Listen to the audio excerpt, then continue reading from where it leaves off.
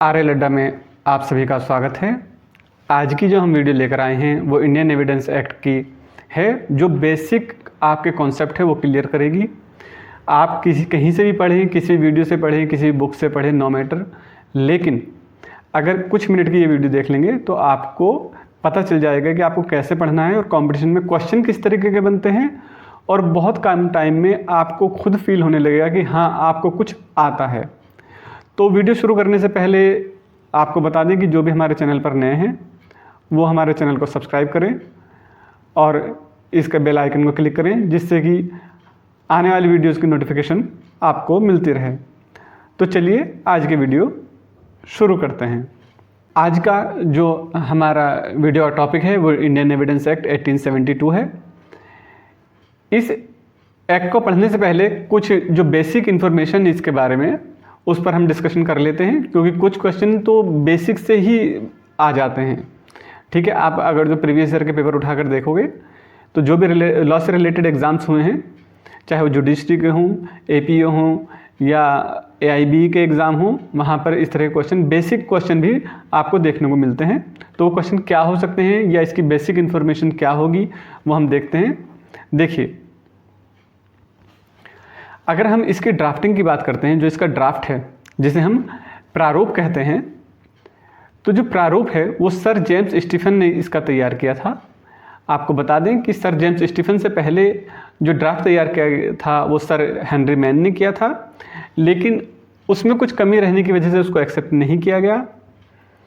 बाद में sir James Stephen ने ड्राफ्ट तैयार किया और ये एक इतना अच्छा ड्राफ्ट था, इतना अच्छा एक्ट था कि आप ये मान सकते हैं कि ये 1872 से आज तक यही चल रहा है और इसमें कोई बहुत बड़ा चेंज नहीं हुआ है। पहला जो सर जेम्स स्टीफन का अचीवमेंट था वो यही था कि इतनी कम सेक्शन में इन्होंने क्रिमिनल और सिविल दोनों को इन्होंने कंक्लूड कर दिया कि दोनों का जो प्रोसीजर होगा एविडेंस का वो एक ही एक्ट में कर दिया। तो अब आप खुद देख सकते हैं कि जैसे आपको पता है कि सीपीसी कितना वाइड सब्जेक्ट है या कितना वाइड एक्ट है सीपीसी। दूसरा सीआरपीसी की अगर हम बात करते हैं, जो प्रोसीजर बताता है क्रिमिनल का, तो भी आप देख सकते हैं कितना है। लेकिन उन दोनों में ही जो एविडेंस का जो पार्ट होता है वो इस एक्ट में है, और जो कि सिर्फ 167 सेक्शन में है। ठीक है, अब हम बात करते हैं कि ये कब बनकर तैयार हुआ। तो ये 15 मार्च 1872 को भारतीय साक्ष्य अधिनियम बनकर तैयार हुआ, और जब लागू करने की बात की जाती है तो ये 1 सितंबर 1872 को लागू हुआ। देखिए, एक चीज़ और आपको यहाँ पर नोट करनी चाहिए कि जो भी एक्ट 1872 के थे, ठीक, और वो 1 सितंबर से पहले के थे, तो उनकी जो एप्लीकेशन डेट है, लागू करने की जो तिथि है, वो सभी की ये है।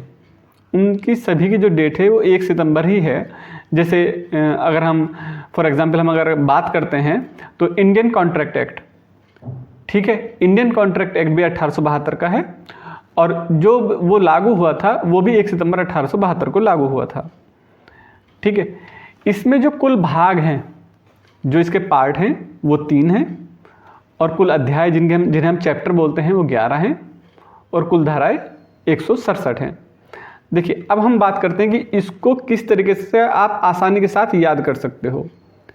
इसको आसानी से याद करने का एक फॉर्मूला है, लेकिन बस उस फॉर्मूले में जो ट्रिक है वो यही है कि आपको याद होना चाहिए कि उस फॉर्मूले को लागू हम कैसे करेंगे, एप्लीकेबल वो फॉर्मूला जो है कैसे होगा।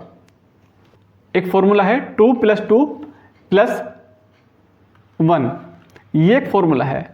अगर आपको ये याद हो जाता है तो आपको पता चल जाएगा कि किस चैप्टर में कितनी सेक्शन है, या हम कहेंगे किस पार्ट में कितने चैप्टर हैं। ठीक है, तो एक ओवरव्यू आपको मिल जाएगा। अब ओवरव्यू कैसे मिलेगा, तो जो आपको पहली जो हम बात करनी है, जैसे आपको अभी हमने बताया कि 3 पार्ट होते हैं, ठीक है, और ये भी 3 पार्ट में है, तो हमने इसको 3 पार्ट कर लिए। ये देखिए,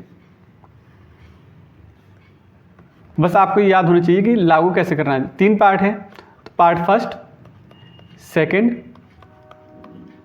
और थर्ड पार्ट। अब शुरू में आ रहा है 2 का मतलब है कि आप जो चैप्टर हैं कि इन पार्ट में चैप्टर को डिवाइड कैसे करेंगे आप।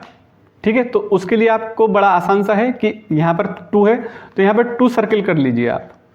ठीक है, ये हो गए। अब नेक्स्ट 2 है, तो यहाँ पर जब हम इस फॉर्मूले को एप्लीकेबल करते हैं, लागू करते हैं, तो हमें बस ये ध्यान रखना है कि इसको और इसको ऐड कर देना है। तो 2 + 2 कितने होते हैं? 4। तो अब आपको यहाँ 4 सर्किल कर लेने।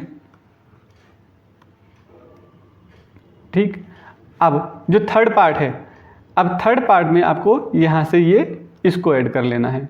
तो कैसे ऐड करेंगे? 2 + 2 + 1 = 5। अब आपको यहाँ पर जो ये 5 सर्किल हैं ये बना लेने हैं। बस अब आपको पता चल गया है किस पार्ट में कितने चैप्टर हैं और किस पार्ट में कितने चैप्टर हैं। देखिए, अब आपको इसमें सिर्फ नंबर डालने हैं। नंबर कैसे डालने हैं? बढ़ते हुए क्रम में। ठीक है, सीक्वेंस से डाल देने हैं। जैसे 1 2 3 4 5 6 7 8 9 10 और 11। देखिए, हमने अभी पिछली स्लाइड में क्या देखा था कि टोटल पार्ट कितने हैं? वो 3 हैं और जो चैप्टर हैं वो 11 हैं और सेक्शन कितनी है? वो 167 सेक्शन है। अब आप ये समझ लीजिए कि आपको पार्ट का पता चल गया कि पहले पार्ट में कितने चैप्टर हैं, पहले और दूसरा 2 चैप्टर हैं, दूसरे पार्ट में 4 चैप्टर हैं और तीसरे पार्ट में जो ये बाकी जो भी हैं वो हैं। अब सेक्शन 1 से लेके और लास्ट में 167 सेक्शन है।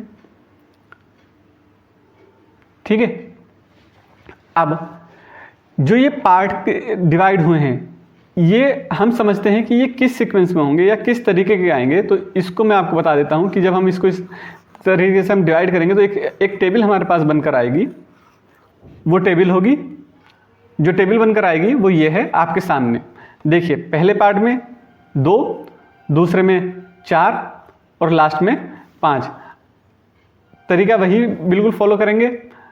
आप यहाँ पर नंबर डाल लीजिए 1 2 3 4 5 6 7 8 9 10 11। अगर हम टोटल सेक्शन की बात करें तो आपको पता ही है, हम पहले बात कर चुके हैं 167 सेक्शन है, यानी कि पार्ट फर्स्ट में जो होंगी वो 1 सेक्शन इधर होगी और लास्ट में 167 सेक्शन होंगी। ठीक है, अब आपको पार्ट का पता चल गया है और आपको चैप्टर का पता चल गया है कि कौन सा चैप्टर किस पार्ट में आएगा और ये सेक्शन में कैसे डिवाइड करेंगे, इसको हम अगली वीडियो में डिस्कस करेंगे। अगर आपको लगता है कि आपको ये चीज़ें समझ में आई हैं तो हम सेक्शन को अगले उसमें डिवाइड करेंगे, लेकिन उससे पहले मैं आपको बता देता हूं कि देखिए क्वेश्चन बनते कैसे हैं। ठीक है, एक थोड़ा सा इंट्रो मैं आपको वहां पर दे देता हूं कि जब आप डायरेक्ट पढ़ें तो आपको डायरेक्ट पढ़ना कैसे है उसको समझ लेते हैं। जो सेक्शंस हैं, सेक्शन को याद भी कर सकते हैं। एक इंट्रो है आपके लिए, पहले इनको देख लीजिए कि जो पार्ट फर्स्ट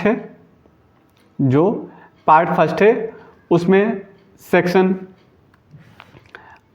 1 से 4 तक है, दूसरे में 5 से 55, तीसरे में ये, चौथे में 5वां और ये छठा। देखिए, अब जब आपको ये याद हो जाएगा और कोई क्वेश्चन आपके सामने आता है कि भाई मौखिक साक्ष्य जिसे हम ओरल एविडेंस कहते हैं कि ओरल एविडेंस की कौन सी सेक्शन है और आपको ये चार्ट याद होगा तो आप आसानी से बता सकते हो कि भाई चैप्टर 4 है और सेक्शन 59 या 60 हो सकती है। अब कोई डीप क्वेश्चन आ जाता है, उसके अंदर से ही आ जाता है कोई क्वेश्चन, तो आपको सेक्शन पढ़ना पड़ेगा। लेकिन अगर आपको ये चार्ट याद हो जाता है तो यकीन मानिए आपको इतना कॉन्फिडेंस होगा कि आपको लगेगा कि हाँ, आपको एविडेंस में कुछ तो आता है। सिर्फ ये चैप्टर याद, जो ये चार्ट है, आप ये चार्ट याद कर लें, इस फॉर्मूले को एप्लीकेबल कर लें तो आपको खुद कॉन्फिडेंस होगा कि हाँ, आपको इंडियन एविडेंस एक्ट से कुछ आता है और आपको एक ओवरव्यू उसका पता है। देखिए, आप जब पहले में याद करेंगे तो 1 से 4 तक यहाँ सेक्शन है, 5 से 55 ये है। इनको भी याद करने का एक तरीका है जिसको हम अगली वीडियो में कवर करेंगे कि इनको सेक्शन को कैसे याद करना है। ठीक है, अगर आपको ये वीडियो पसंद आती है या ये तरीका पसंद आता है तो आप हमें मैसेज करें, हमें कमेंट करें। तो जब आप कमेंट करेंगे कि हाँ आप दूसरी वीडियो चाहते हैं जिससे कि आपको सेक्शन भी याद हो जाए, तो हम ज़रूर इस पर वीडियो बनाएंगे। इसको देखिए, सबूत के बाहर से संबंधित अगर तो कोई क्वेश्चन आता है आपका, तो आपको पता है कि वो सबूत के बाहर से जो संबंधित क्वेश्चन होगा वो 101 से 104 के बीच में आ सकता है। मैं प्री एग्जाम के पर्पज़ से बात कर रहा हूँ, क्योंकि वहाँ सेक्शन बेस्ड क्वेश्चन बनते हैं। ठीक है, विबंध की अगर हम बात करते हैं तो विबंध जो है 115 से 117 तक है। कुछ बेसिक क्वेश्चन तो यहीं से आपके इस चार्ट से ही कई क्वेश्चन आपके क्लियर हो जाएंगे, और उम्मीद है एग्जाम में भी कई क्वेश्चन यहाँ से मिले आपको। तो ये लास्ट में 167, देखिए 167 है, क्योंकि लास्ट जो चैप्टर 11 उसमें सिर्फ एक ही सेक्शन है 167। तो यहाँ से आप इसको जो है याद करने की कोशिश कीजिए। जहाँ आपने 3-4 बार ही इसको किया, बनाकर देखोगे आप इसको रफ पेपर पे बनाना अपना, तो आपको ये याद हो जाएगा। जहाँ आपको याद हो जाएगा तो आपको अंदर खुद कॉन्फिडेंस आ जाएगा कि हाँ हमें एविडेंस एक्ट में कुछ तो आता है। ठीक है, इंटरेस्ट क्रिएट होगा और फिर आप इसको पढ़ोगे। तो चलिए अभी हम इसको समझते हैं कि क्वेश्चन बनते कैसे हैं। ठीक है, ये इंडियन एविडेंस एक्ट का दोनों लैंग्वेज में है। ठीक है, दोनों लैंग्वेज में है। तो अब इसमें हम बात करते हैं कि क्वेश्चन कैसे बनते हैं। मैं आपको बता दूं, देखिए भारतीय साक्ष्य अधिनियम 1872, तो सांख्यांक 1, यहाँ से क्वेश्चन बन जाता है कि कौन सा सांख्यांक है या कौन सा एक्ट नंबर है। तो 1872 को जितने एक्ट बने थे उनमें जो पहले नंबर का था, 1872 में जो भी एक्ट बने थे, जैसे मैंने अभी आपको एग्जाम्पल दिया इंडियन कॉन्ट्रैक्ट एक्ट का, तो वो भी 1872 का था। तो सांख्यांक 1 है, तो पहले नंबर पर जो बना था वो इंडियन एविडेंस एक्ट था। कब बनकर तैयार हुआ? 15 मार्च को। ठीक है, यहाँ से दूसरा क्वेश्चन बन जाता है 15 मार्च को। तीसरा कि जो पार्ट 1 है उस चैप्टर में क्या है। ठीक है, उसका टॉपिक आ सकता है, तथ्यों की सुसंगति से रिलेटेड है, या कोई चैप्टर है वहाँ से भी क्वेश्चन बन जाता है, या प्रिलिमिनरी जो है वो पोर्शन आ जाता है। तो यहाँ से भी कई क्वेश्चन बन सकते हैं। अब आप ये देखिए कि इसका जो विस्तार है, शॉर्ट टाइटल, एक्शन एवं कमेंसमेंट की जब हम बात करते हैं तो जम्मू कश्मीर राज्य के सिवाय लिखा हुआ है, लेकिन ये जो था ये चेंज हो चुका है आज के टाइम में, आपको पता ही होगा। तो अब ये संपूर्ण भारत पर है, ये चीज़ हटा दी गई, ये पुराना उससे जुड़ा हुआ है तो इसको ये हटा दिया गया, अब संपूर्ण भारत पर है। ठीक है, ये कहाँ लागू नहीं होता है? तो आप मानिए कि ये तो आपको पता ही होगी, जो भी आर्मी होगी या नेवी होगी या इंडियन एयरफोर्स होगी वहाँ पर ये एप्लीकेबल नहीं होता है। ठीक है, उसके अलावा जो सबसे ज़्यादा इंपॉर्टेंट, जो सबसे ज़्यादा क्वेश्चन पूछा जाता है आपका, वो ये है कि शपथ पत्रों पर, जो शपथ पत्र है वहाँ पर, और जो ये मीडिएशन होता है उसकी कार्यवाही को जो है ये लागू नहीं होता। को लागू है, लेकिन आप जब आप इसको यहाँ से पढ़ेंगे, किंतु ना तो किसी न्यायालय या ऑफिसर के समक्ष पेश किए शपथ पत्रों को, और ना किसी मध्यस्थ के समक्ष कार्यवाही को लागू है, किंतु ना तो, मतलब ये लागू नहीं होता किस पर? शपथ पत्रों पर। ठीक है, शपथ पत्रों पर लागू नहीं होगा, और ना ही ये किसी मीडिएशन पर लागू होगा। सेक्शन 2 रिपील कर दी गई है। अब देखिए, ये एक टेक्निकल पॉइंट है हिंदी मीडियम के स्टूडेंट्स के लिए, आपको पता भी होगा, नहीं पता है तो अब आप जान लीजिए कि जब भी किसी उसमें कोई कन्फ्यूजन क्रिएट होता है या कोई एम्बिग्विटी होती है कि हिंदी मीडियम अलग कह रहा है और इंग्लिश का अलग कह रहा है, मीनिंग कुछ अलग निकल कर आ रहा है उसका, तो हमेशा जो प्रिवेल करता है वो इंग्लिश वाला करता है, इंग्लिश पोर्शन जो होता है। ठीक है, अब जब हम बात करते हैं, देखिए न्यायालय की, इसकी लैंग्वेज पढ़िए आप, तो हिंदी मीडियम के स्टूडेंट्स के लिए थोड़ा सा टिपिकल पड़ जाती है, और कभी कभी कुछ स्टूडेंट्स का मीनिंग गलत निकाल लेते हैं। वो निकालते कैसे हैं गलत? क्योंकि इसकी लैंग्वेज ही इस तरह की है। कैसे है देखिए, पढ़ते हैं इसको। न्यायालय शब्द के अंतर्गत सभी न्यायाधीश और मजिस्ट्रेट तथा मध्यस्थों के सिवाय, जब आप इसको पढ़ेंगे तो ऐसा लगेगा कि न्यायाधीश और मजिस्ट्रेट तथा मध्यस्थों के सिवाय साक्ष्य लेने के लिए वैध रूप से प्राधिकृत सभी व्यक्ति आते हैं। मतलब आप अगर इसको इस तरह से इंटरप्रिटेट करोगे इसको कि सभी न्यायाधीश और मजिस्ट्रेट तथा मध्यस्थों के सिवाय, कि ये लोग नहीं आते, इनके सिवाय साक्ष्य लेने के लिए वैध रूप से प्राधिकृत सभी व्यक्ति न्यायालय की डिग्री में आते हैं। ये इसकी इंटरप्रिटेशन बहुत सारे कैंडिडेट करते हैं, स्टूडेंट करते हैं, लेकिन इसकी ये इंटरप्रिटेशन बिल्कुल गलत है, ऐसा नहीं होता।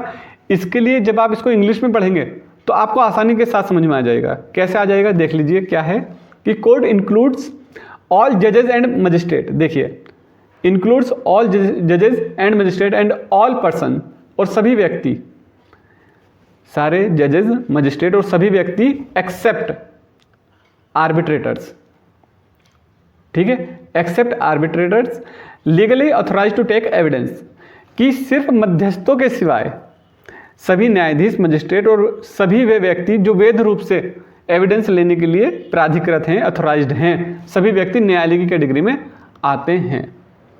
तो इसकी जो इंटरप्रिटेशन की जानी है वो आप समझिए कैसे की जानी है, कि जो ये मध्यस्थों के सिवाय है इसको आपको अलग से पढ़ना है, बस ये जो ये हिंदी है ये आपको अलग से पढ़ना है। लेकिन क्या है कि तथा जो लिखा हुआ है ये कन्फ्यूज़न क्रिएट कर देता है यहाँ से, तो इस तथा को इसके साथ में जो है इस तरीके से पढ़ना है आपको, ठीक है, तो आपको मीनिंग सही तरीके से निकल कर आ जाएगा।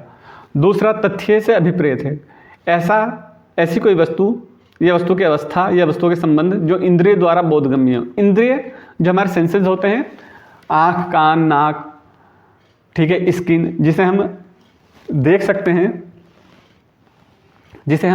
सकते हैं, महसूस कर सकते हैं, सुन सकते हैं। कोई मानसिक दशा जिसका भान किसी व्यक्ति को, ठीक है, मानसिक दशा, इसका मतलब ये है कि कोई भी चीज़ फिजिकल, ठीक है, अगर कोई फिजिकल है, ठीक है, तो भी वो तथ्य कैटेगरी में आएगा, और कोई मेंटल कंडीशन है, ठीक है, कोई मेंटल कंडीशन है तो भी ये उसकी कैटेगरी में आएगा। मैं आपको बता दूं कि जो ये डिवाइड किए गए थे फिजिकल और मेंटल, जो ये डिवाइड किया था वो बेंथम ने किया था। कभी कभी यही क्वेश्चन आ जाता है कि तथ्यों, फैक्ट को जो डिवाइड किया गया फिजिकल और मेंटल में, किसने किया था, कौन से जूरिस्ट थे, तो वो बेंथम थे। यहाँ से भी क्वेश्चन बन जाता है और आया हुआ क्वेश्चन है ये आपके एग्जाम्स में, ठीक है। तो अगर कोई इस तरह की कोई चीज़ें, तो यहाँ से ये क्वेश्चन बनते हैं। इनको इस तरीके किसी भी सेक्शन को पढ़ने के लिए उसको ब्रेक कीजिए, उसको तोड़िए, उसको पार्ट में पढ़ने की कोशिश कीजिए, तब आपको मीनिंग उसका सही तरीके से निकल कर आएगा, सही उसकी इंटरप्रिटेशन होगी। तो क्या है कि ऐसी कोई वस्तु, या तो कोई वस्तु है, ये वस्तु की अवस्था मतलब वो किस तरीके से है, कोई मतलब कैसे, कोई बुक है तो बुक ओपन बुक है, या वो किसी ने उस बुक को खड़ा कर रखा है किसी चीज़ से टिका कर, या वो किसी अलमायरा में वो किसी तरीके से लगी हुई है, तो जो उसकी अवस्था होगी वो क्या अवस्था होगी। या वस्तुओं का संबंध, कि किसी वस्तु का संबंध किसी व्यक्ति से है। आपने मूवीज़ वगैरह में देखा होगा ना कि किसी की कोई घड़ी रह गई कि ये घड़ी तो उसकी है, कोई लॉकेट रह गया, ठीक है, तो उसका जो उससे संबंध है, उसका जो उससे रिलेशन है, ठीक है, तो वो उस चीज़ को फैक्ट की कैटेगरी में डालता है, वो फैक्ट बनता है। और इंद्रियों द्वारा बोधगम्य, जिसे हम इंद्रियों से द्वारा महसूस कर सकें या बता सकें या फील कर सकें, वो सारी चीज़ें इसमें आती है। तो एग्जाम्पल इसमें आपके सामने दे रखे हैं। यह है कि अमुक स्थान में, अमुक क्रम में, कोई एक स्पेसिफिक स्थान है और एक स्पेसिफिक सीक्वेंस है। अमुक क्रम मतलब कोई सीक्वेंस है या कोई प्लेस है, वहाँ पर एक पदार्थ व्यवस्थित है, कोई भी वस्तु वहाँ पर रखी हुई है, यह एक तथ्य है। यह है कि किसी मनुष्य ने कुछ सुना, देखा, यह एक तथ्य है। किसी ने सुनेंगे कहाँ से हम, कान से। कान जो होते हैं वो सेंसेस की कैटेगरी में आते हैं, तो वो तथ्य हुआ। या किसी ने कुछ देखा, वो भी जो हम देखेंगे आंखों से देखेंगे तो सेंसेस की कैटेगरी में आते हैं, जिसकी बात हमने की है इंद्रियों द्वारा, ठीक है, इंद्रियों द्वारा जो है तो वो आएगा इसमें।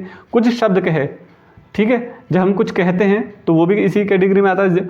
हम ज़बान की हम बात करते हैं तो कहा जाता है जिह्वा जो होती है, तो वो भी इंद्रिय की उसमें आती है। तो ये जो चीज़ें हैं, आप इसको सेक्शन को तोड़िए, ब्रेक कीजिए, इस तरीके से आप पढ़िए, आपको डेफिनेटली फ़ायदा लगेगा और लगेगा कि हाँ आप कुछ पढ़ रहे हैं। और क्वेश्चन इसी तरीके से बनते हैं और फैक्ट भी आपके तभी क्लियर होंगे, ठीक है। अब हम बात करते हैं कि जो चैप्टर, जो हमने एक चार्ट बनाया है कि सेक्शन 1 to 167 तक हम उसमें जो ये फॉर्मूले की हमने बात की थी 2+2+1 की, इसमें हम सेक्शन को कैसे डालेंगे। अगर आपको लगता है कि आपको वो वीडियो चाहिए तो आप हमें कमेंट ज़रूर करें। और इसके अलावा हमारे जो चैनल है इसको सब्सक्राइब कीजिए, शेयर कीजिए अपने दोस्तों के साथ अगर जो आपकी चीज़ पसंद आ रही है और आपको लगता है कुछ चेंज किया जाना चाहिए तो वो भी हमें बताएं। हम आपके कमेंट का वेट करेंगे, ठीक है। तो चलिए मिलते हैं किसी और एक इम्पोर्टेंट वीडियो के साथ, तब तक के लिए धन्यवाद। जय हिंद, जय भारत।